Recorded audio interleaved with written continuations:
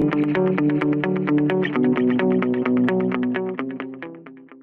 afternoon. Welcome to the Analyst. Today we'll be taking up 7 newspaper articles from the Hindu and the Indian Express and discussing them. The handout for the same will be available in the description of this video for your kind perusal. Please have a look at that. The first article that we'll be taking up is related to secularism and freedom of religion, as the Supreme Court sought the reply of the centre on a plea by an ex-Muslim woman who seeks to be governed by the Secular Statute Indian Succession Act 1925 instead of the Muslim Personal Law Shariat Application Act 1937. The second article is related to declining fertility rate, as the Andhra Pradesh Chief Minister Chandrababu Naidu has suggested for a legislation to encourage people to have more children. Additionally, we'll be taking up 5 articles in the simplified, which will help you in your prelims preparation. Now, the first topic is related to secularism and freedom of religion. The context behind it is that the Supreme Court has sought the response of the centre on a plea filed by a Kerala-based woman. The woman is an ex-Muslim and she seeks to be governed by the Secular Statute of Indian Succession Act 1925 instead of the Muslim Personal Law Shariat Application Act 1937. So in this backdrop, we'll discuss the concepts of secularism and freedom of religion in India, as well as a few judicial pronouncements regarding the same. This is important in GS1 under the topic secularism and in GS2 under Indian Constitution and its significant provisions. Now, the term secularism was coined by George Jacob Holyoake, and Jeremy Rodell proposed for 3 core principles of secularism. He proposed that it should consist of institutional separation, that is, the state and religion, they should be separate. There should be a line of separation between both, and there should be a freedom of religion, that is, an individual should be allowed to freely practice his religion, and there should be no discrimination based upon religion between individuals. Now, what is the status in India? How is the relationship between the government and the religion is defined? There were debates in the Constituent Assembly also regarding the same. 3 strands emerged distinctly regarding the adoption of secular character of the Indian Constitution. One was the no concern theory. For example, when it was being debated whether there should be a reference to God in the preamble, then it was argued that there should be a rigid line of separation between the state and the religion. The matter of belief is a personal matter, and it should be up to the individual whether he wants to believe in God or he does not want to believe. Therefore, the state should not interfere in this matter and there should be a line of separation. At the same time, the proponents of this theory included K.T. Shaw also, and some proponents even argued that there should be even abstract individualism which the state can encourage. That is, if the state is not promoting any religion, gradually the bonds of religion will be weakening and the feeling of nationalism will be strengthening, and it will ensure the religious liberty also, and at the same time it will lead to the paramountcy of the state in the long run by strengthening the nationalism feeling. Another approach was no links approach, that is, there should be no link between the state and the religion. Now here also there should be a line of separation, but here the reasoning is not that the state will be weakened if there is a link between religion and state. Rather, the argument is that religion is a system of absolute truths, and linking the state and religion will actually lead to demeaning of religion. There should be a line of separation therefore between religion and state. The third approach was in contrast to the first approach, that the state should respect all the religions equally. That is, in the equal respect theory, the state can encourage the coexistence of all the religions. That is, we can take up the approach of Sarv Dharam Sambhav, that all the religions can coexist harmoniously, simultaneously, and there cannot be any clashes between them. But here the state is not adopting any religion. At the same time, there is no rigid line of separation between the state as well as the religion also. Therefore, India adopted the Sarv Dharam Sambhav approach.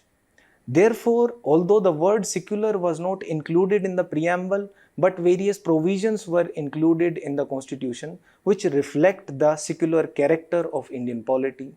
For example, under Article 14, the equality is ensured, the equality before law and the equal protection of law, irrespective of the person belonging to any religious background. Likewise, Article 16, subclause 1 ensures that there shall be no discrimination in public employment based upon race, religion, caste, etc. Therefore, on the basis of religion, there cannot be any discrimination in public employment opportunities. Likewise, Article 25 explicitly provides for the freedom of religion. That is, an individual is allowed, has the freedom to have a freedom of conscience, to freely practice, profess and propagate his religion. Likewise, under Article 26, the religious institutions also have the freedom to freely manage their religious affairs. Under Article 27, the religious institutions are exempt from taxation, and for the promotion or maintenance of religious institutions, taxation is not imposed by the government. Under Article 28, likewise, the religious institutions, they can impart religious education also. It has been included even in the form of a fundamental duty under the Indian Constitution. For example, under Article 51A, it is our fundamental duty to promote fraternity, brotherhood, and to promote communal harmony. Ultimately, through the 42nd Constitutional Amendment Act, the word secular was also included in the preamble itself. Now, why do we need secularism? It has its benefits in governance also. For example, the secularism will promote equality and fairness for all its citizens regardless of their religion. This will ensure that the social fabric of India is kept intact and it is not torn on the basis of religious divisions. Likewise, it will lead to a more stable political environment, as it will lead to no allegations leveled on the basis of religious bias. Plus, it will help to prevent the conflicts and tensions between various religious groups. Therefore, again, it will ensure communal harmony, and it encourages the rational decision making based on evidences and facts rather than religious beliefs or dogmas, customs, practices, etc. And the decision making will be objective in nature. The secularism even provides an opportunity for the citizens to participate in the political processes regardless of their religion, ensuring democratic governance and participation of citizens in governance, ensuring citizen centricity. Now, how is the Indian approach to secularism different from the French secularism and the Western secularism? The Indian secularism was included in the constitution itself. Through the 42nd Constitutional Amendment Act, even the word secular was included in the preamble. Whereas the French secularism, it also has its roots in the French Revolution, whereby it was decided that there should be a rigid line of separation between the church and the state, and it should not lead to an interference by the church in the state affairs or in administration. The Indian model proposes the coexistence of all religions harmoniously through Sarv Dharam Sambhav approach, whereas the French secularism ensures that there shall be freedom that the individual shall enjoy from the influence of organized religion. Therefore, there is more importance given to the individual liberty in terms of religion, that is religious liberty. In India, we practice the principled distance approach. That is, the state does not interfere in religious matters, the state does not promote any religion, but the state encourages the corrections in the Hindu religious institutions if there are any such practices which need. And in the French model, rather, there is a strict separation, that is, there is a rigid line of separation between the state and religion. The Indian secularism is positive in nature, that is, the state acts like an enabler. The state enables the citizens to freely exercise their fundamental rights, including the fundamental right to practice, profess and propagate religion. Whereas the French secularism is negative in nature, that is, there the religion is deemed to be a private affair and it should not be displayed in public. Therefore, the French even came up with the bans, for example, the ban on wearing hijab, burqa, etc. In India, the state even gives aid to religious institutions and we give equal status for all religions. Now, let's also discuss the judicial interpretations regarding the freedom of religion in India. The evolution goes way back to 1954 when the first significant judgment in this matter came up. In the Commissioner Hindu Religious Endowments Madras versus the Shri Shirur Mutt case of 1954, the doctrine of essentiality was evolved by the court. Here the court observed that they will protect only those religious practices which are essential to the religion, which are forming the integral part of the religion. Only those practices are constitutionally protected in India. That is, unless those practices are taken up, it will lead to the demise of the very religion. And the state is also empowered to make laws to regulate the political, economic and other affairs of the religion under Article 25, subclause 2. Now, in Muhammad Hanif Qureshi versus State of Bihar in 1958, the doctrine of essentiality was applied. Here the court observed that the practice of sacrifice of the cow, it is not an integral part of the religion. Therefore, it cannot be termed as an essential religious practice and it was not protected under the right to freedom of religion under the constitution. In Acharya Jagdishwaranand Avdut versus Commissioner of Police, Calcutta in 1984, again the court invoked the doctrine of essentiality. This time the court invoked it in the context of the Tandav dance. The Tandav dance is performed by the Anand Margis. They perform it usually in a procession and in a public place, and they even resort to deploying of lethal weapons and even human skulls. Here the court observed that this practice is not an integral part of the Anand Margis, of their sect, and therefore it will not be treated, it will not be protected under the constitution and it will be subject to the restrictions under public order and morality. In Dr. Ismail Farooqi versus Union of India case, the court said that the state has the power to even acquire immovable properties. In case they are not essential for the religious practices of that religion, the state has this power also. In Bijoy Emmanuel versus State of Kerala case, it is also known as the National Anthem case in 1987, the court observed that you cannot force someone to sing National Anthem. Here, the three children who were Jehovah's Witnesses, they were forced to stand up and sing the National Anthem, whereas as Jehovah's Witnesses, it is forbidden for them to sing any praises except in the praise of Jehovah, their God, and therefore it was forbidden in their religion. Here the court observed that it amounts to the violation of their constitutional right also, that is their right to freedom of speech and expression under Article 19, subclause 1, subclause A. It was violated, as the right to freedom of speech also includes the right to silence, which they could exercise.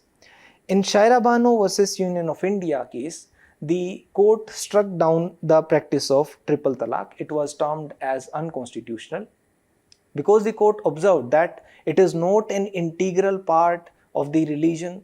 It is not an essential practice in Islam. It has been outlawed in various Islamic countries also, and any personal law has to be subjected to the constitutional touchstone. It has to be tested whether it is constitutionally valid, and it has to pass the gender equity test also.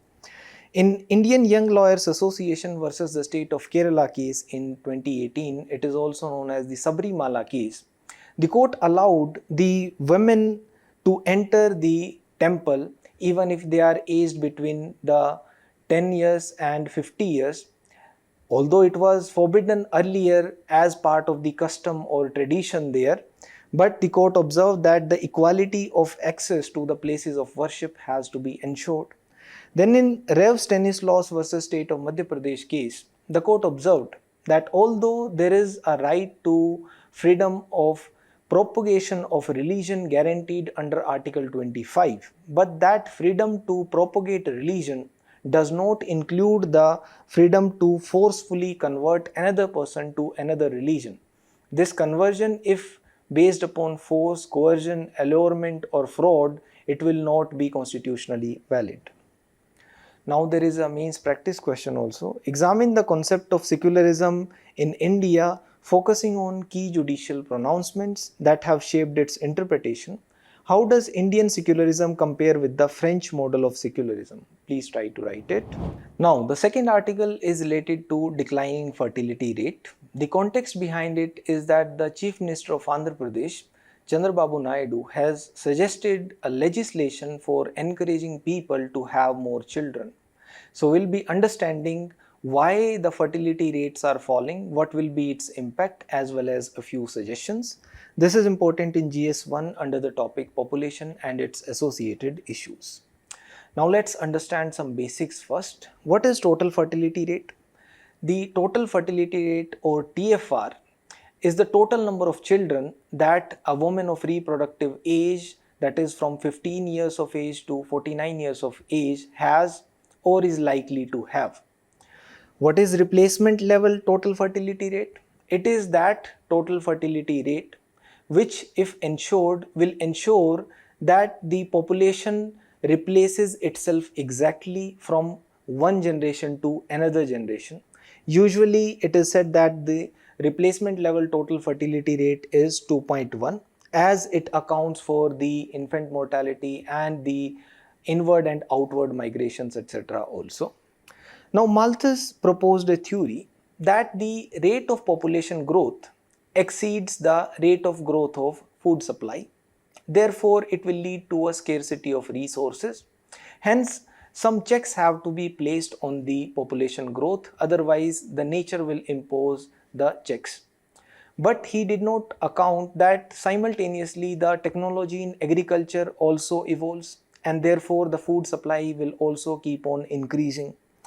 But now the situation is such that the fertility rates are actually declining across the world. For example, the Lancet report has observed that in the case of India also, the fertility rate of India is supposed to be only 1.29 by 2050. It has been declining continuously ever since 1992, as observed by the National Family Health Survey also, that the TFR in India has declined in the rural areas from 3.7 to 2.1 from 1992 to 2020. Likewise, in urban areas, it has already reached below replacement levels, that is, it is only 1.6. Whereas the total fertility rate in India in 1950s was around 6.1. As per the Global Burden of Disease Report 2021 also, the global total fertility rate has also been declining. In 1950s, the global TFR was around 5, whereas currently it is about 2.2 in 2021. Simultaneously, the population increase has also been changing across geographies.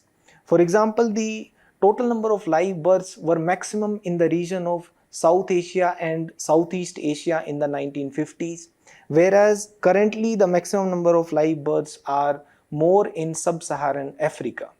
If we observe through the graph also, the women are having fewer children across the globe. Ever since the 1950s, the total fertility rates have been falling. Now, initially in the developing countries, the population explosion took place. For example, China also experienced the same. Therefore, to control that population explosion, China implemented the one-child policy in 1980. They implemented the policy and gave the slogan later, longer, fewer. That is, later marriages were encouraged, that the women should get married at a late age. There should be longer gaps between having children, and there should be fewer children. But what did it lead to? The TFR in China dropped from 2.75 in 1980 to 1.3 only. Now, there is a demographically divided world also that we can see across the world, because in the developed countries the TFR has declined sharply, whereas in the developing countries the total fertility rates are still above the replacement levels. Now, what are the reasons behind the declining total fertility rate in India. One, we implemented the family planning programs. For example, we gave inducements in the form of cash transfers. It led to the decline of total fertility rates. At the same time, the health parameters also improved. There was a decline in the maternal mortality rate and the infant mortality rate. Therefore, there was a guaranteed survival of the children who were born, and it led to the parents having fewer children in future. Also, the behavioral changes were encouraged through the nudge effect that the government took up. For example, there were various campaigns including Hum Do, Hamare Do. The use of contraceptives was encouraged. It led to the people having fewer children again. Plus, the cost of upbringing children has been rising. Therefore, the parents think that the having of more children will be more costly, and therefore the total fertility rate declines. Simultaneously, the empowerment of women also has a positive impact on the decline of the total fertility rate, as has been observed in the states of Bihar and Jharkhand in India. For example, the women literacy in Bihar and Jharkhand in India are lower than the national levels, but the total fertility rates are one of the highest. Simultaneously, the women who have a paid job are fewest in Bihar and Jharkhand, but their TFR is high.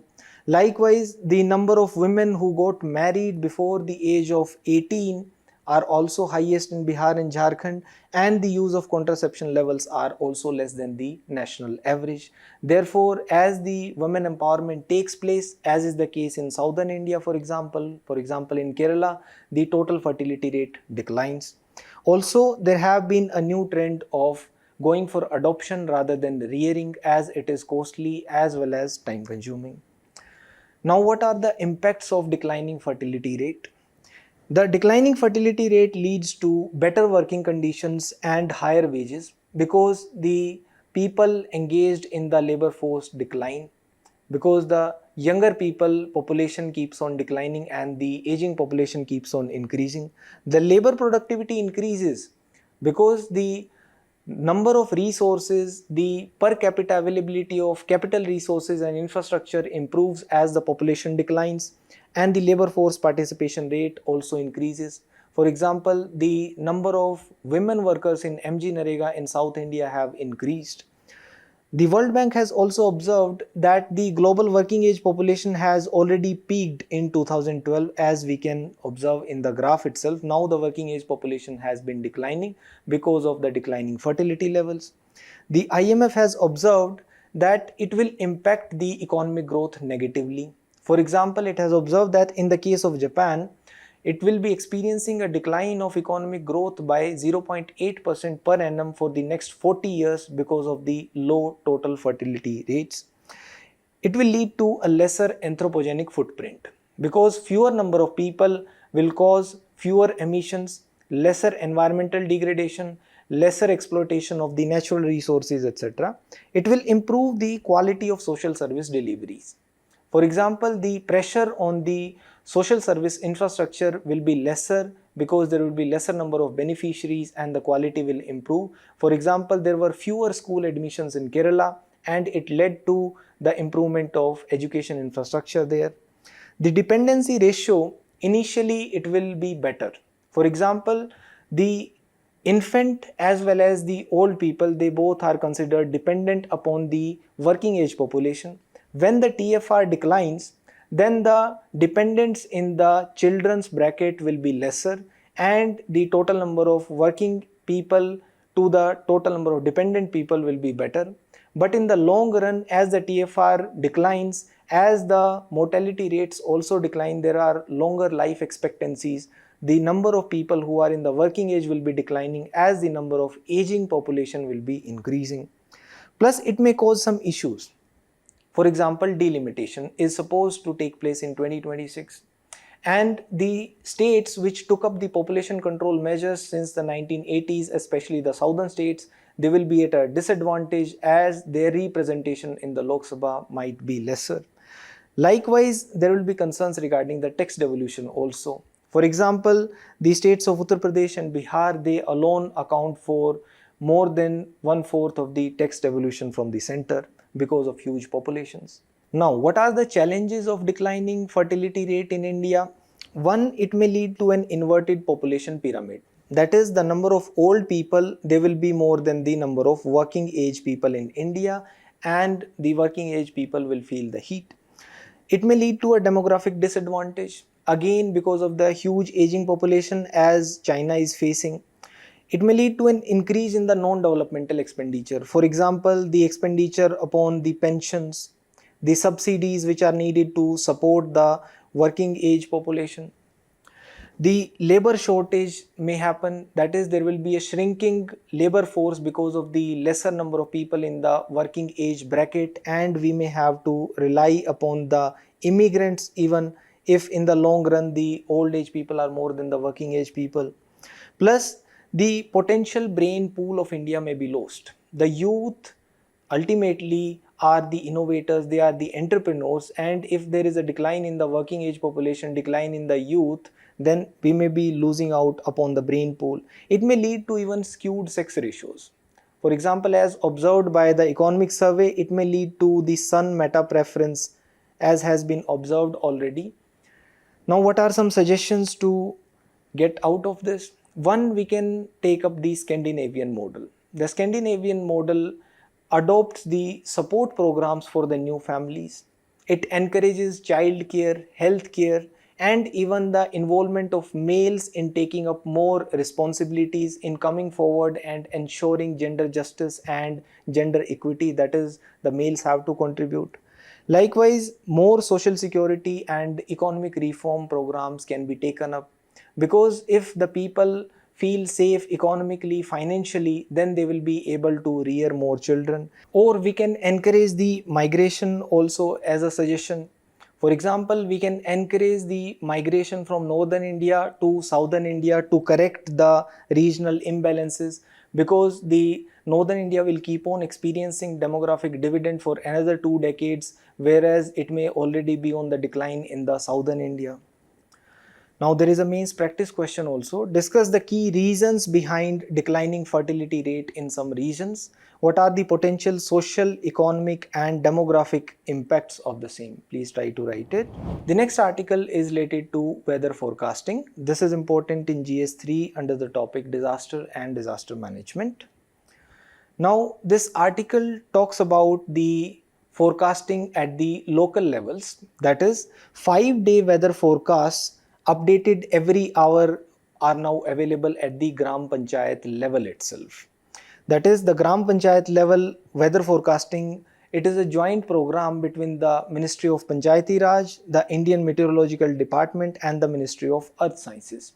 Now, why do we need it at the ground level, at the local level, and what is the significance of weather forecasting? Because in India, we need weather forecasting to ensure the security in agriculture, to ensure food security, as we are dependent upon monsoon. 70 to 80% of our rainfall comes through the monsoon. And of late, there has been an increased frequency of extreme weather events, for example, cloud bursts, heat waves, etc. And to ensure that the disaster management can be done efficiently, there needs to be effective prediction mechanisms, effective mechanisms to forecast the weather events, to ensure that we can counter the hazards like flood, droughts, etc.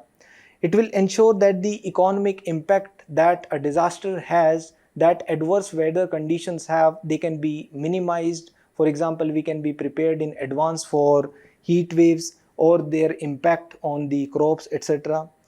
It will ensure that we can improve our logistics. For example, the prediction of fogs in advance will ensure that the rescheduling or cancellation of flights can be avoided.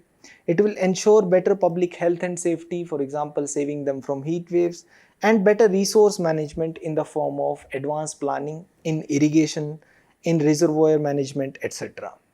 So, how it will be helpful? It will be ensuring empowerment to the rural communities also, and ensuring disaster preparedness at the grassroots level, and promoting sustainable agricultural practices and making sure that the rural populations are also climate resilient. The hourly forecast will be available on the e-Gram Swaraj and Gram Manchitra portals and Meri Panchayat app. And the data which will be shared will include the current temperature, wind speed, cloud cover, rainfall, relative humidity, and 5-day forecast of the minimum and maximum temperatures, rainfall, cloud cover, wind direction, wind speed, etc. So it will be helping farmers in planning their activities in advance, including sowing, irrigation, harvesting, etc. But there are certain challenges in the weather forecasting in India. For example, we are a tropical country. Therefore, the variability in weather is more than in those countries which are situated far away from the weather. Therefore, it is difficult to forecast. At the same time, we will not be able to forecast weather at hyperlocal levels. For example, the IMD has the capability to predict weather conditions accurately in a grid of 12 km by 12 km. We do not have the capability to forecast 3 km by 3 km. Plus, if we try for hyperlocal weather forecast, it will lead to more uncertainty, because greater the precision, greater will be the uncertainty in the weather forecast. There are observational infrastructure difficulties also. Sometimes it is deficient, sometimes it is insufficient, as was observed in the case of 2013 Uttarakhand floods, where the early warning systems failed. Plus, we have tough neighbors also. For example, China and Pakistan, we are not able to gather enough data and collaborate with them. But there are certain achievements also in the weather forecasting in India. For example, IMD has been included as one of the 6 regional specialized meteorological centers of the World Meteorological Organization. And we even launched a monsoon mission in 2012, which has given a very good accuracy of the long range monsoon forecast. The Indian Meteorological Department also launched SAFAR, which is to monitor the air quality in Delhi. And there was an experiment on the winter fog also, the WIFEX experiment. And we take help of the INSET satellite and the Doppler radars to predict weather more accurately. The next article is related to the standing committees. This is important in GS2 under the topic Parliament and State Legislatures, Structure, Functioning and Conduct of Business. Now, this article is giving a few facts which can be used while giving arguments if there is a question on standing committees. It says that the number of parliament sittings since the first Lok Sabha have come down by more than 50%. In the first Lok Sabha, the parliament had on an average 135 sittings annually. In the 17th Lok Sabha, the parliament had only 55 sittings annually on an average. Now, the department related standing committees help in the functioning of parliament as they scrutinize the bills, the demand for grants, etc. before they are presented in the parliament. There are 24 department related standing committees. The composition of department related standing committees is usually of 31 members. They are borrowed from across party lines.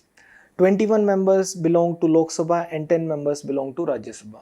But there are certain issues in the functioning of the department related standing committees. For example, only 2 out of 24 department related standing committees are chaired by women. Some standing committees have not been constituted even. For example, the Standing Committee on Women Empowerment has not been constituted. There has been no woman chairperson in the last 2 decades of the standing committees on education, women, children, youth, sports, etc. Also, the number of bills which are sent to the department related standing committees for scrutiny, for detailed examination is only 20% in the 17th Lok Sabha. Now the article gives certain suggestions also to ensure that the role of department related standing committees can be improved and they can be utilized more effectively.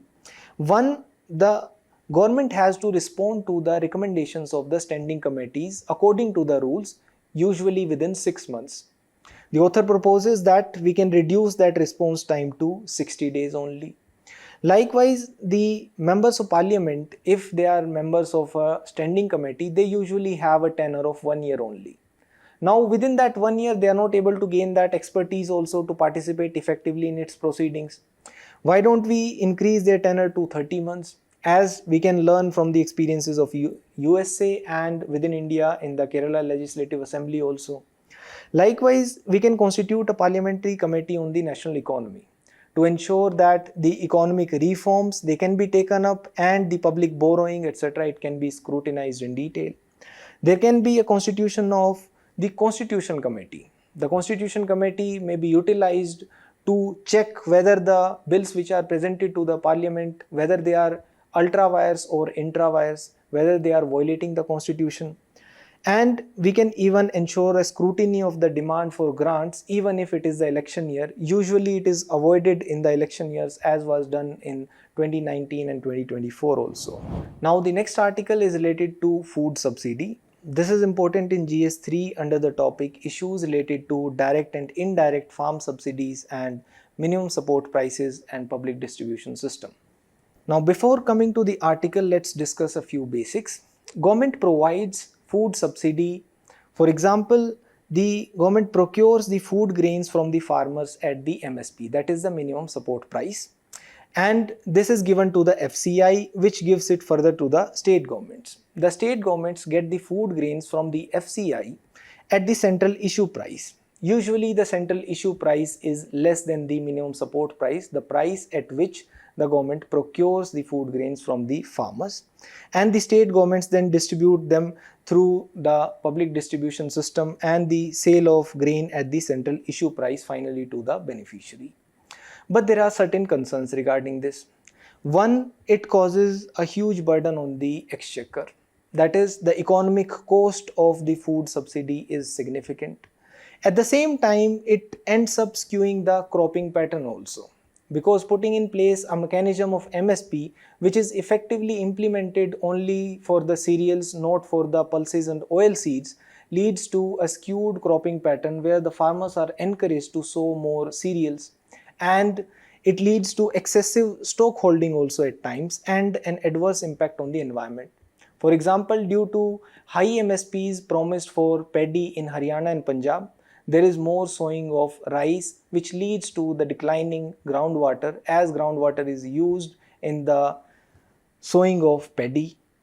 But there are certain challenges also in the food subsidy. That is, sometimes we encounter the leakages in the PDS. There are ghost beneficiaries in the public distribution system, and there are inclusion as well as exclusion errors as well. That is, some genuine beneficiaries who deserve the benefits of the public distribution system, they are excluded. Now coming to the article, the author argues against taking away of the food subsidies.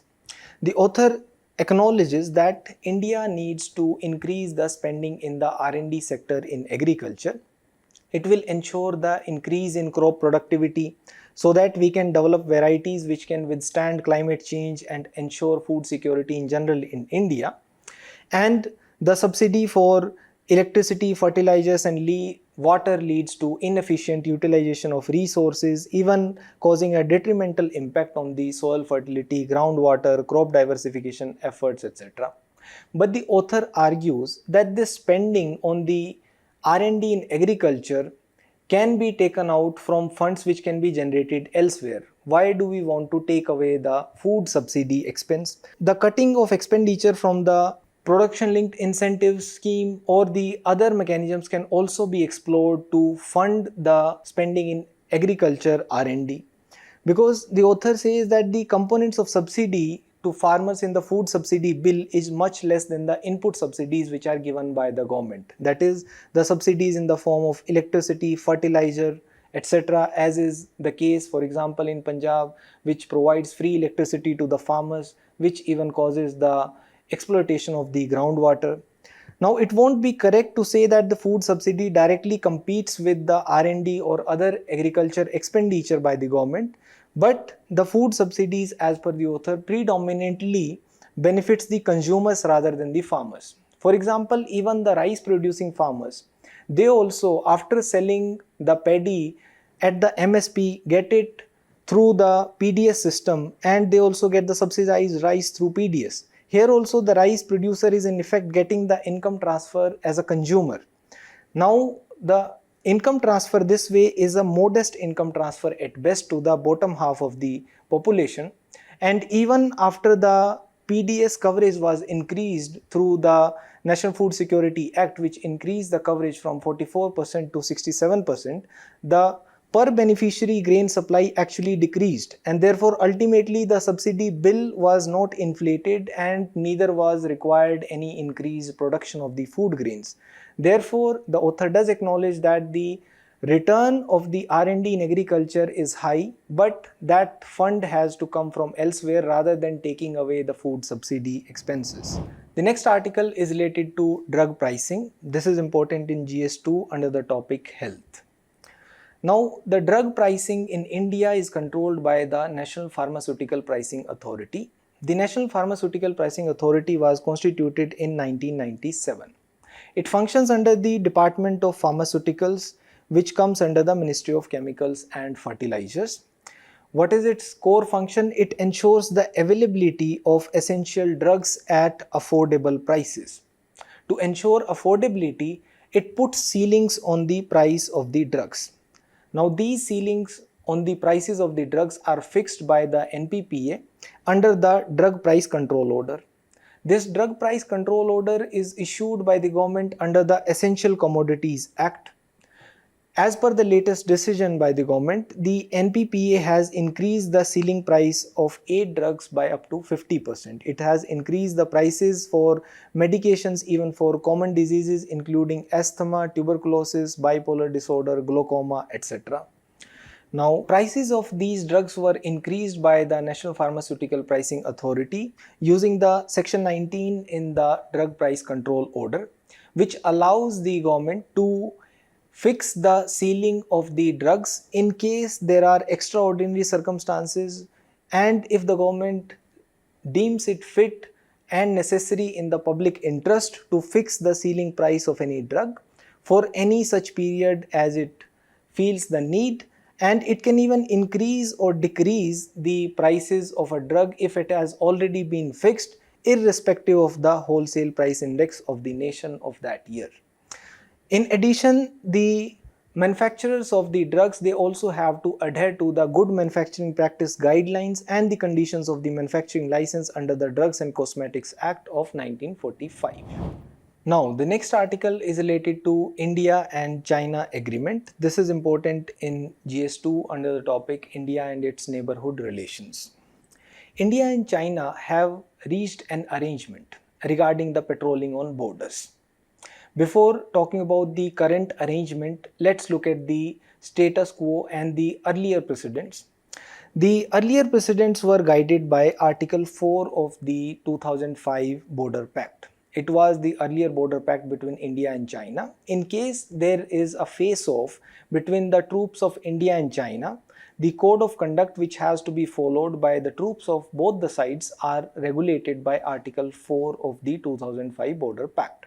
It says that in case there is a situation like face-to-face, then both troops have to exercise self-restraint and take all necessary measures to avoid an escalation. To navigate through the face-to-face kind of situation, neither side shall use force or threaten to use force against the other. Both sides shall treat each other with courtesy and refrain from any provocative actions, and neither side shall put up marks or signs on the sports. And as per the agreement earlier, the Indian troops can patrol up to the patrolling point 10 to 13 in the Depsang Plains and in the Charding Nala of Demchok. So the agreement on the patrolling arrangements is expected to lead to disengagement, de-escalation and demilitarization, as this is an area where 50 to 60,000 troops are stationed on both sides. Therefore, the Indian side has even clarified that we follow the sequence of 3 Ds. That is, we are focused on disengagement first, then there will be discussions on de-escalation, and then there will be de-induction which can happen at the appropriate time. Because there is no place, there is no definite line on the ground that correspond to the maps, and usually what happens is Indian troops are expected to go to the Indian perception of the border before returning to base. Now, what will be the implications of this agreement? One, it may lead to the de-escalation of the tensions. We will ensure that the Galwan 2020 kind of situation will not happen again. It may improve the diplomatic ties between the two countries. There may be better collaboration at the multilateral fora, including BRICS, Shanghai Cooperation Organization, etc. It will ensure that the economic and trade relations may also improve, as both are not completely delinked, and it may lead to the resuming of flights between the two countries and more Chinese investments into India. It may promote regional stability, as the tensions between the two neighbors cause instability in the region, and it may even serve as a future path for the resolution of legacy border issues including Depsang and Demchok as well. But the experts have cautioned that we should not read too much into the current arrangement between India and China, because in this agreement, India has maintained that until the border standoff is resolved, there cannot be business as usual with China. But Beijing's position has been that border issues should not impact the bilateral ties. Likewise, the readouts from both the Indian side and the Chinese side are also slightly different, because the Indian readout specifically states that the special representatives on the India-China boundary question will meet at an early date to explore a fair, reasonable and mutually acceptable solution to the boundary question. Whereas the Chinese readout only agrees on holding of talks between the foreign ministers and the officials at various levels to bring the relationship back to sound and steady development. Thank you.